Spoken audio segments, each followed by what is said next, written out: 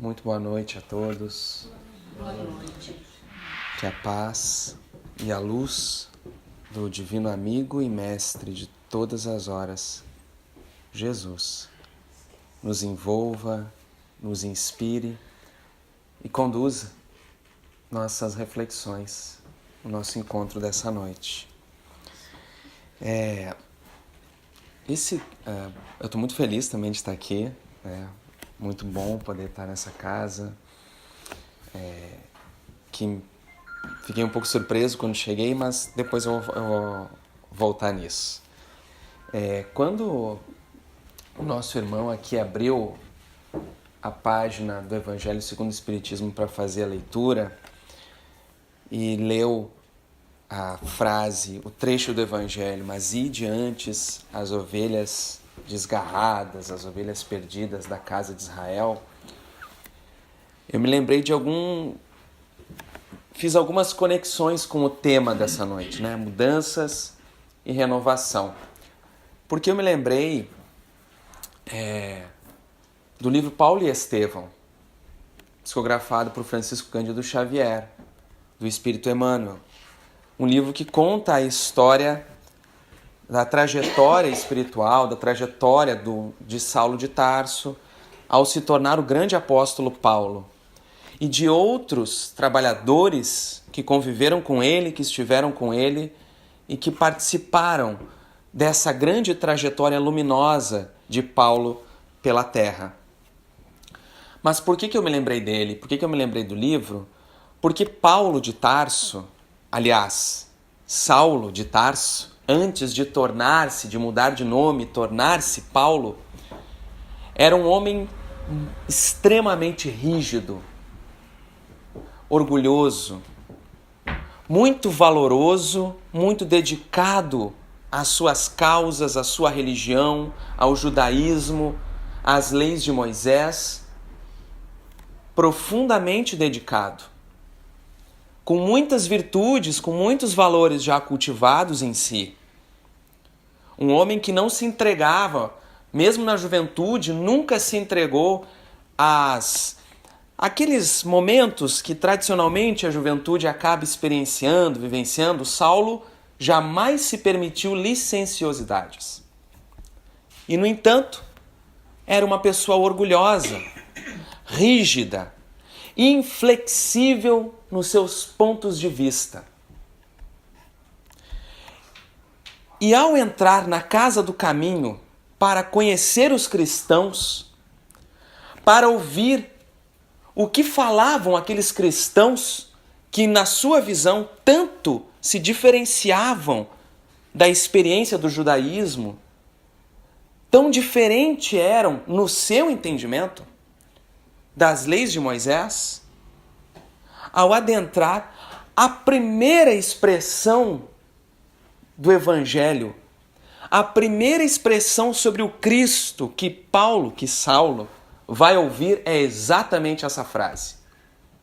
Estevão, antes de iniciar a sua pregação, toma nas mãos um rolo que continha as anotações que os apóstolos, que Levi fazia, o apóstolo Mateus, fazia ao ouvir Jesus falar.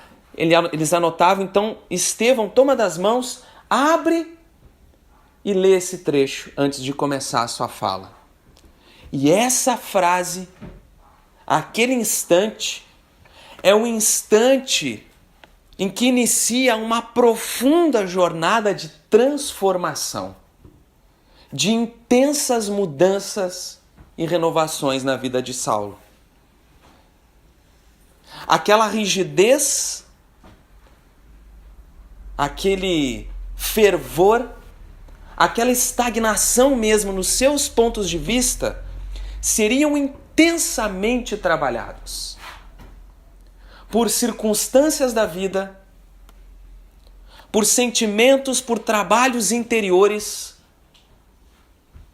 por cada situação em que a vida convocou Saulo a olhar para dentro de si e, sem medo, com toda aquela coragem e com as virtudes que ele já tinha desenvolvido, olhar para dentro de si e aceitar o processo de renovação. É claro, de forma dolorosa, muitas vezes. Com dores físicas e com dores morais. Mas, meus amigos e minhas amigas, na trajetória do Espírito, na trajetória que estamos empregando de espíritos imortais, hoje, nós aqui que estamos nos vendo, estagiando na experiência da matéria, no corpo físico.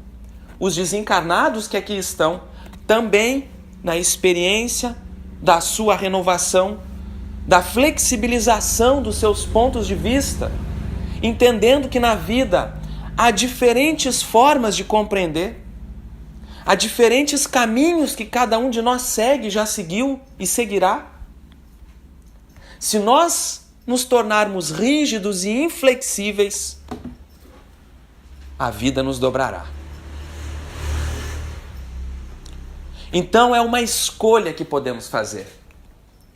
Realizarmos essa jornada de renovação, de transformações, decididamente, reconhecendo as nossas dores, as nossas dificuldades, os imensos desafios que estamos atravessando, que já atravessamos e que nos aguardam à frente.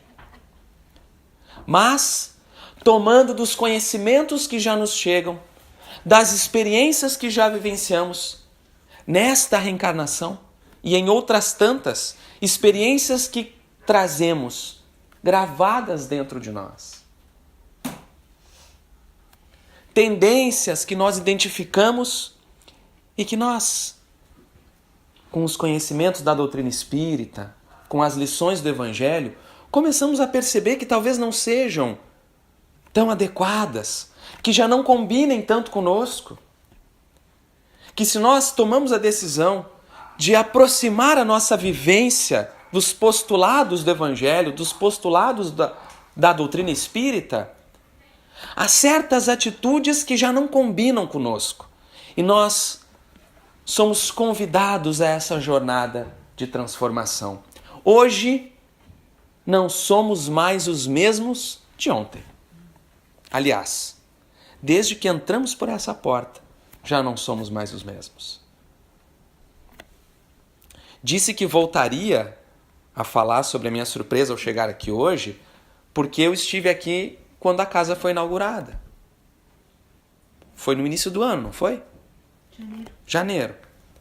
E quando eu cheguei, a casa não estava pintada, né? Estava daquela forma ali, como está aquela parede.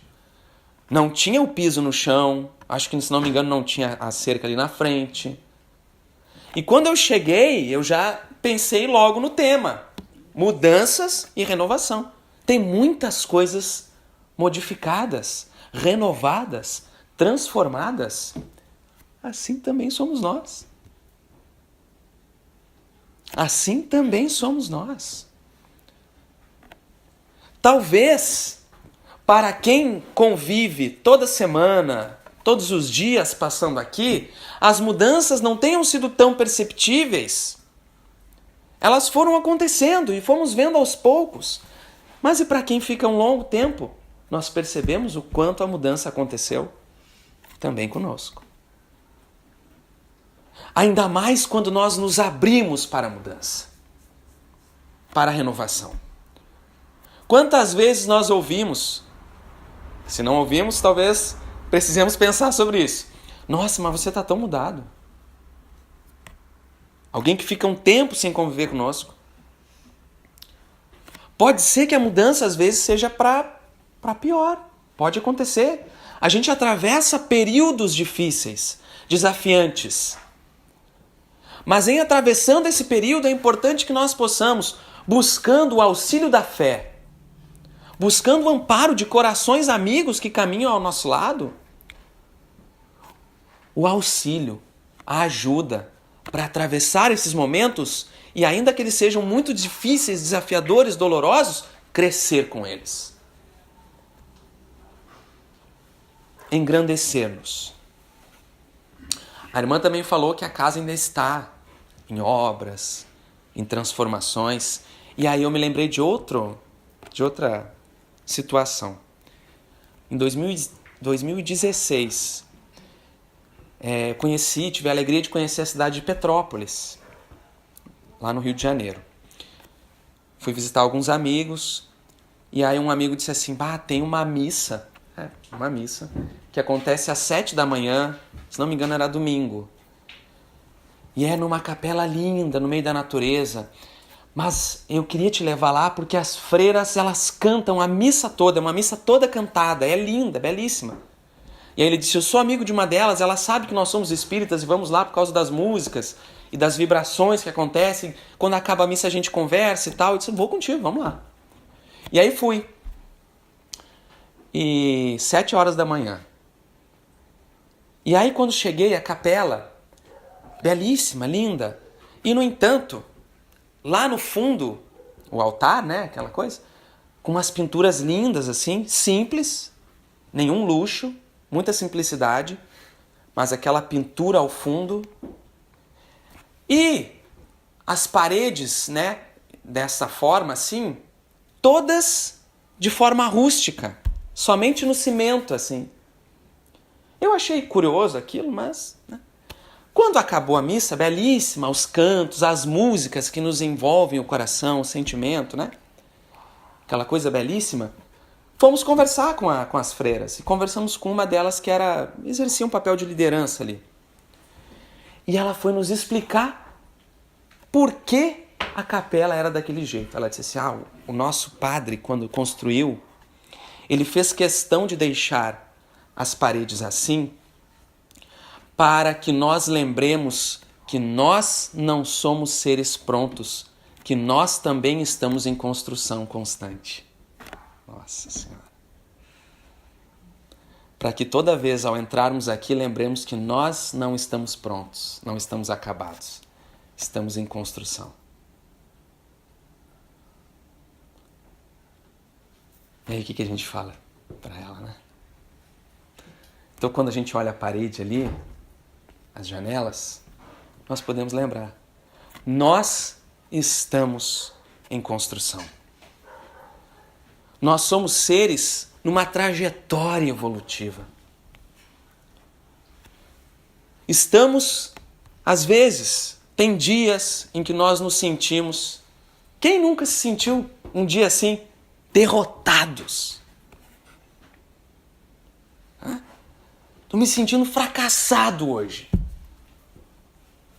E aí vem uma voz amiga, um coração amoroso que te acompanha os passos e diz assim, eu já passei por isso. Segura. Você não está sozinho. Aproveita essa experiência para crescer com ela. Você está no caminho certo. Oh, coisa boa de ouvir. Não está sozinho. Segura a minha mão. E talvez essa mão não seja uma mão visível. Talvez essa fala chegue ao nosso coração por uma inspiração, uma intuição, um espírito bondoso, amoroso que nos acompanha. E fala, eu estou aqui acompanhando a tua mudança. Você reencarnou justamente para isso, para a sua renovação, para a sua transformação. E nós estamos contigo. Há uma página belíssima de Leon Denis, o grande filósofo do Espiritismo. Leon Denis tem um livro maravilhoso. Sou fã desse livro, O Grande Enigma. Nesse livro há uma parte chamada O Livro da Natureza, em que Leon Denis faz as suas caminhadas, as suas experiências na natureza e vai comparando com a nossa trajetória de espíritos imortais. E para nós, né, que constantemente, para quem mora aqui e para quem constantemente faz essa experiência de estar na natureza, é um livro belíssimo de se ler. Mas eu queria trazer um trechinho aqui, uma parte em que ele fala sobre a floresta. Nós vamos entender por quê. Diz Leon Denis assim, ó alma humana, torna a descer à terra, recolhe-te, vira as páginas do grande livro aberto a todos os olhares. Lê nas camadas do solo em que pisas a história da lenta formação dos mundos, a ação das forças imensas preparando o globo para a vida das sociedades. O planeta constantemente em renovação, em transformação. Escuta as harmonias da natureza, os ruídos misteriosos das florestas, os ecos dos montes e dos vales, o hino da torrente humana, o hino que a torrente murmura no silêncio da noite, aqueles sons das águas. Aqui nós ouvimos o mar ainda. Podemos ouvir se fizermos silêncio, mar?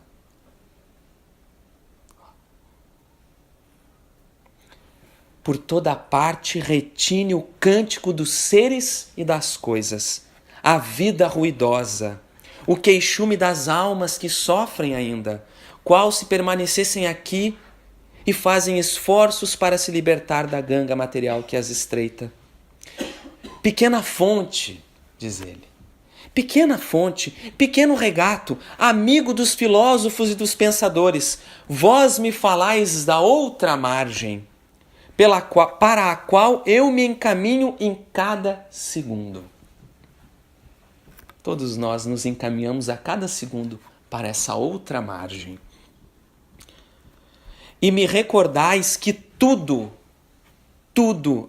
em volta dos seres é lição, ensinamento para quem sabe ver. Auscultar e compreender a linguagem desses seres e de todas as coisas. Assim, a natureza nos mostra, em toda a beleza da vida, o prêmio do esforço paciente e corajoso e a imagem dos nossos destinos sem fim. Não temos fim. Ela nos diz que tudo está em seu lugar no universo, mas também que tudo evolve. Tudo evolui, tudo ascende numa jornada evolutiva e se transforma. Almas e coisas, seres e mundos, tudo se transforma. A morte é apenas aparente. Aos tristes invernos sucedem os dias da primavera, cheios de vida e de promessas. A lei de nossas existências não é diferente das estações. Estamos profundamente conectados à natureza. Em nós também há estações da vida. Vivenciamos invernos, verões, primaveras, outonos. Não adianta lutar contra eles. É importante extrair a lição que cada experiência traz. Lutar contra a natureza é rebelar-se à lei de transformação, de mudança, de progresso. A natureza tal qual os seres. Aliás, ele diz assim, depois dos dias de sol, do verão, vem o inverno da velhice, por exemplo. Mas mesmo em cada idade, nós vivenciamos estações. E os ciclos se ampliam. Se ampliam. A natureza, tal qual os seres, ama e sofre. Por toda parte, sob a onda de amor que transborda do universo, encontra-se a corrente de dor. Mas esta é salutar. Opa, como assim? A dor sendo salutar? Pois que, purificando a sensibilidade do ser, desperta nele qualidades latentes de emoção, de ternura, e lhe proporciona, assim, um acréscimo de vida. E aí, para aprofundar esse conceito, é importante ler o livro do próprio Leon Denis, O Problema do Ser, do Destino e da Dor. Mas, em um outro capítulo, Leon Denis vai falar sobre a experiência da montanha, de subir a montanha. E ele diz assim, depois de falar sobre a experiência, comparando com a sua jornada espiritual de subir a montanha e tudo que a montanha pode ensinar àqueles que se dedicam a fazer essa subida, ele diz assim: mas a contemplação não basta. Não basta ficarmos só olhando e extraindo essas lições. Isso é fundamental, é importante, mas só isso não basta. A verdadeira vida é a ação. A lei nos impõe a luta e a provação. Somente por elas adquirimos os méritos, o crescimento espiritual. Nossos deveres e nossa tarefa cotidiana nos absorvem, nos retém longe das fontes puras do pensamento. Eis porque é bom, é salutar, voltarmos de tempos em tempos para a natureza, a aurir forças e inspirações. Quem quer que a desconheça ou ignore, padece, diminui-se. Aos que a amam, a experiência da montanha, né? Ela comunica, ela passa lições, assim como a experiência do mar. Há um capítulo nesse mesmo livro chamado O Mar. Mas aí eu faço o convite para que façam a leitura. Belíssima. Mas eu queria convidá-los a fazer uma pequena experiência rapidinho. Quem quiser se sentir à vontade de fechar os olhos, para que nós possamos fazer uma rápida visualização, como se nós observássemos uma pequena folha em uma árvore, uma folha já nessas cores do outono em que estamos. Um pequeno rio abaixo de nós, seguindo seu curso, e a folha, ao sopro de um leve vento, se destaca e lentamente cai e pousa sobre as águas. A corrente do rio, então, leva. E nós seguimos como essa folha. Seguimos o curso das águas como essa pequenina folha. Ela segue por um tempo até que esbarra em uma curva do rio e para sob alguns troncos, algumas pedras. Fica ali envolvida em um redemoinho, paralisada naquela curva do curso do rio. Até que uma pedra rola da margem e, batendo nas águas, promove uma onda, uma pequena onda que faz então que aquela folha se desprenda e siga o curso. E nós seguimos, sempre vendo novas paisagens, novos lances do rio, a profundidade que aumenta e ora diminui, a correnteza que ora se torna mais rápida, ora diminui o seu curso. É como o ritmo das nossas vidas. Assim também nos fala André Luiz, através da mediunidade de Francisco Cândido Xavier, no prefácio do livro Nosso Lar. A vida não cessa, diz ele. A vida é fonte eterna. E a morte é o jogo escuro das ilusões. O grande rio tem seu trajeto antes do mar imenso. Copiando-lhe a expressão, semelhante a esse rio que segue o curso na direção do mar, a alma percorre igualmente caminhos variados e etapas diversas. Também recebe afluentes de conhecimentos, aqui e ali.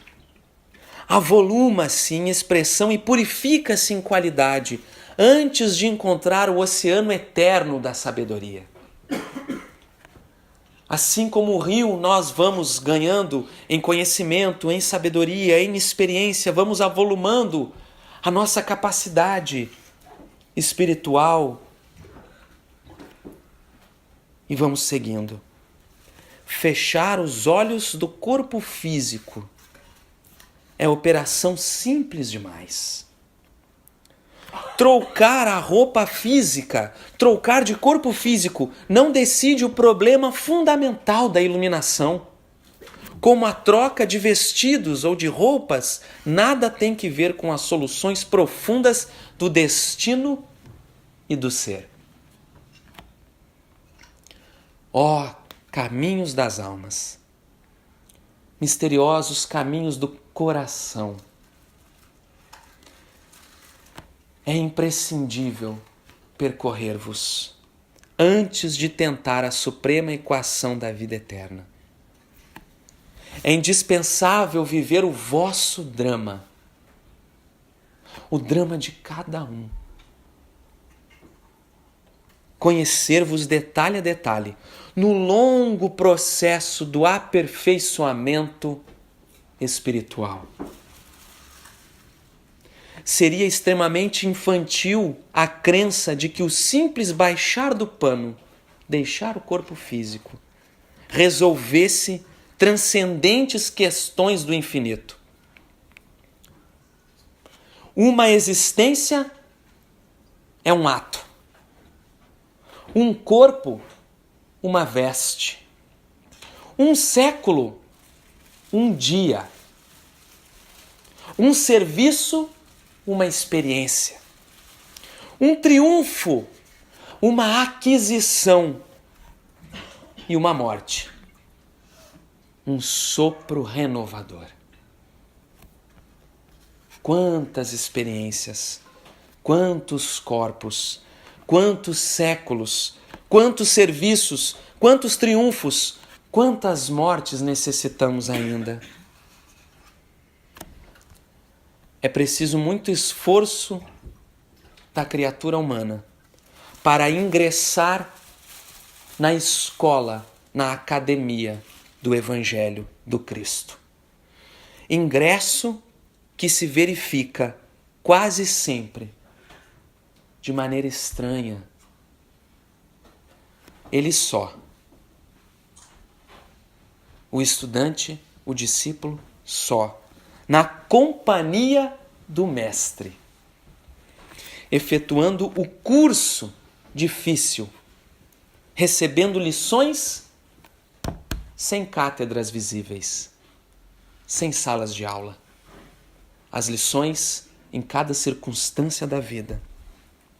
E ouvindo vastas dissertações, vastas aulas, vários ensinos, sem palavras articuladas. É quando aprendemos nas circunstâncias da vida. Mas é essa a grande trajetória do Espírito. Nenhum de nós permanece o mesmo. Ainda que tomemos a decisão de paralisar o coração, de paralisar o nosso ponto de vista, a vida nos impulsionará para frente. É importante que a nossa decisão seja seguir o curso do rio, entendendo o curso do rio como as leis divinas. As leis da natureza são leis divinas, aprendemos em O Livro dos Espíritos. Então, é importante para nós que aprendamos a ouvir os apelos da providência divina a nosso respeito.